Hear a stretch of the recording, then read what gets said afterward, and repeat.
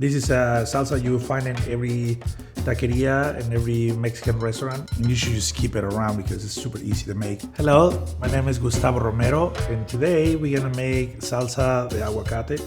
And we're just gonna start by adding all the ingredients into the blender. We're gonna start by adding all the garlic, chopped onion, chopped serranos. You can use jalapenos if you like it to be a little lighter. Chopped tomatillos. We're gonna add a little bit of lime juice. That's gonna help the process of blending.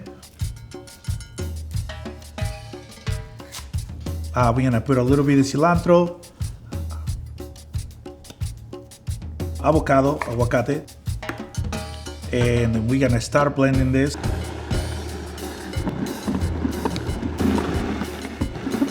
And when you see a uniform color, we're gonna start adding our oil. That's gonna help emulsify a little. It's gonna keep it together and it's gonna make it lighter.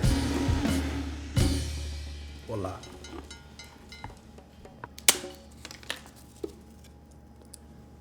Nice and creamy.